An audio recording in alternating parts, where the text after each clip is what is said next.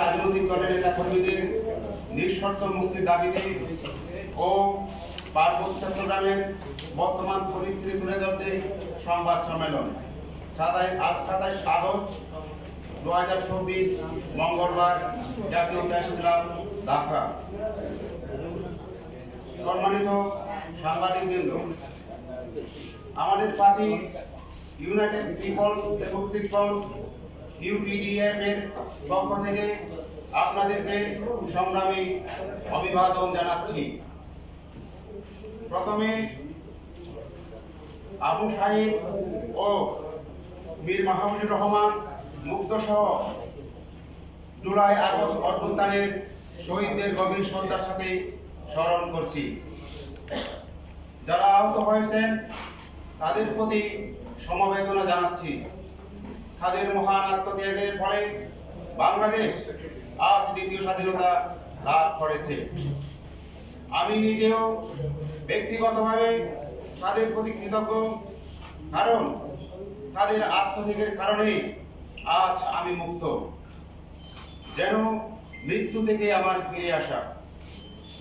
গোপন বন্দিশালা তথাকথিত আয়নাঘর থেকে যাদেরকে এখনো মুক্তি দেওয়া হয়নি, আমি তাদের মুক্তির জন্য জোর দাবি জানাচ্ছি।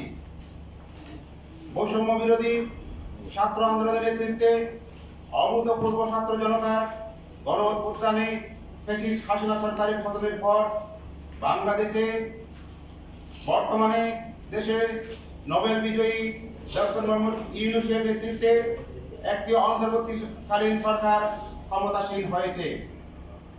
ভবিষ্যতে এই দেশে যাতে আর কোনো ফ্যাসিস্ট শাসন কায়েম হতে না পারে সেই লক্ষ্যে নতুন সরকার অঙ্গীকার নিয়ে কাজ করছে এবং বিভিন্ন ক্ষেত্রে সংস্কারের উদ্যোগ নিয়েছে, যা অত্যন্ত আশাব্যঞ্জক।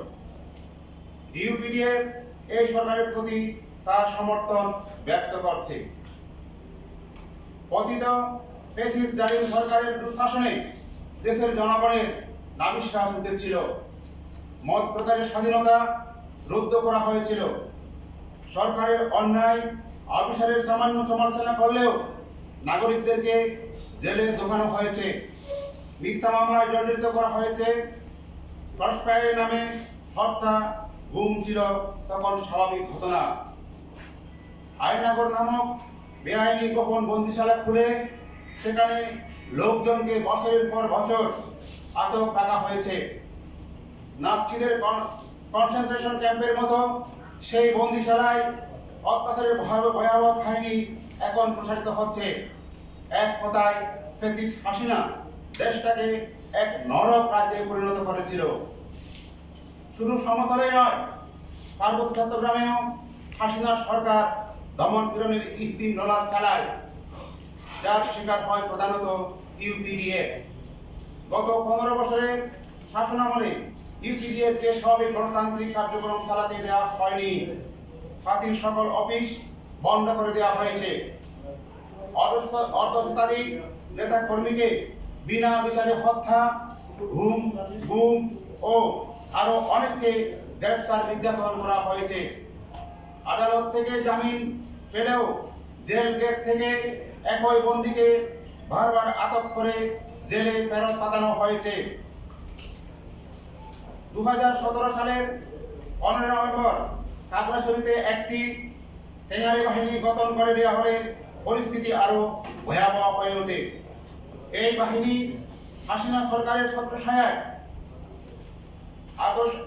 18 আগস্ট 2018 সালের স্বনির্ভর গণহত্যা এবং 11 ডিসেম্বর 2023 সালের আমচুরিতে 4 যুবনেতা হত্যা সহ অসংখ্য হত্যা, অপহরণ ও গুমের সাথে জড়িত।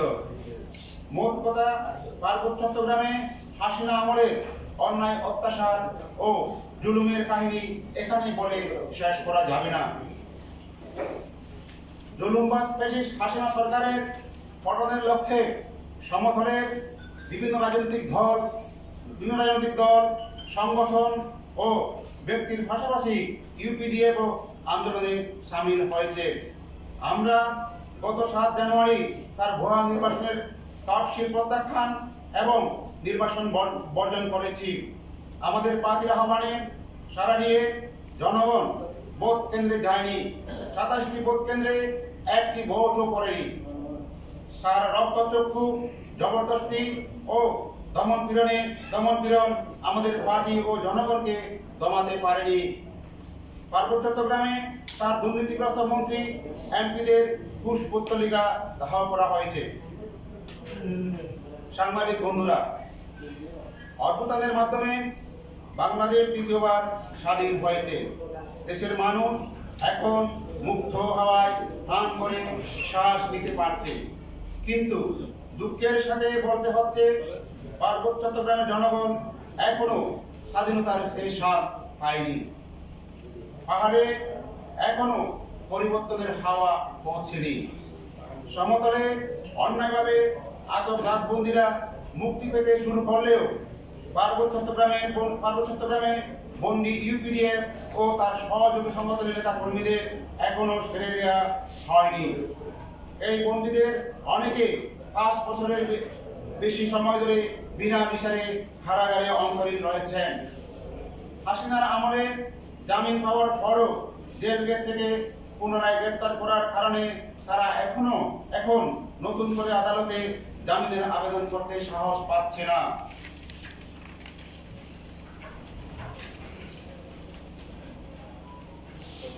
সমতলে ফ্যাসিস্ট হাসিনার দোসর ও সহযোগীদের কেউ কেউ গ্রেপ্তার হলেও পার্বত্য চট্টগ্রামে তারা এখনো গুহার তবিয়তে রয়েছে এবং সমতলের মুক্ত হাওয়া পাহাড়ে প্রবেশ করতে বাধা দিচ্ছে।